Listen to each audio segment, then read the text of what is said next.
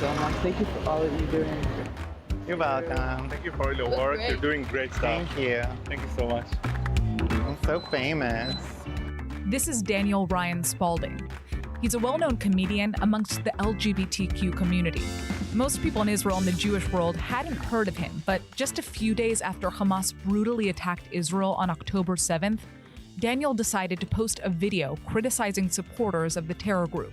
And that video went viral. I think it's a little ironic that the people who seem to be defending Hamas online are also the ones they'd be most likely to kill. Oh, no, I'm sure the Islamic terrorists would love you, queer intellectual feminist. We're freedom fighters. They're fighting for their land, and I'm fighting for my right to purple hair. What the f***? It's like a girl in a really toxic relationship.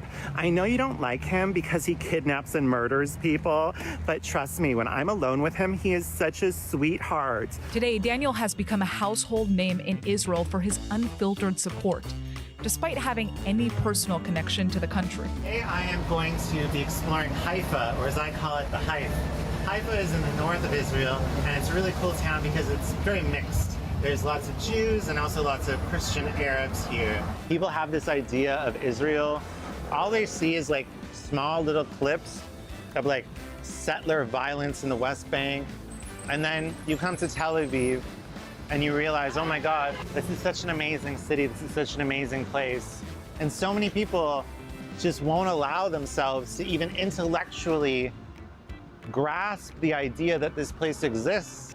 This is what Tel Aviv is like. It's multiracial. There's people of different religions.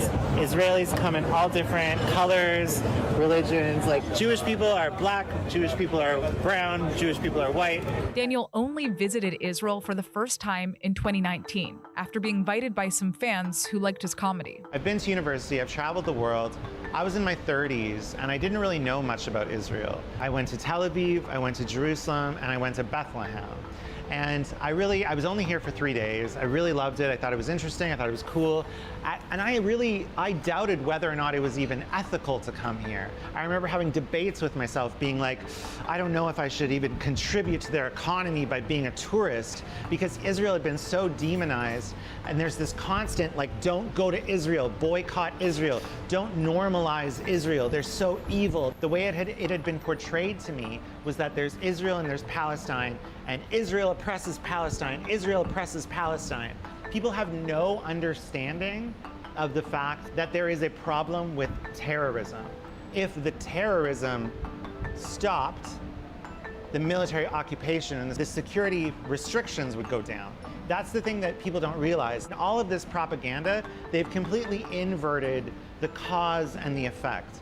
Since October 7th, Daniel has shifted his comedic content to focus on educating his followers about Israel, how diverse it is, and the issue of anti-Semitism. I'm sorry, if your reaction to people being slaughtered, beheaded, raped, and burned alive isn't complete and utter disgust and horror, if your reaction is, yeah, but I mean, why? See it from their perspective, you need to get your head checked, okay? I'm sure Jeffrey Dahmer had a rough childhood. That doesn't mean I empathize with him. If you want to free Palestine from Hamas. There are groups like the Islamic Republic of Iran. There are terrorist groups like Hamas, where their stated purpose is to commit a genocide against the Jewish people and destroy Western civilization.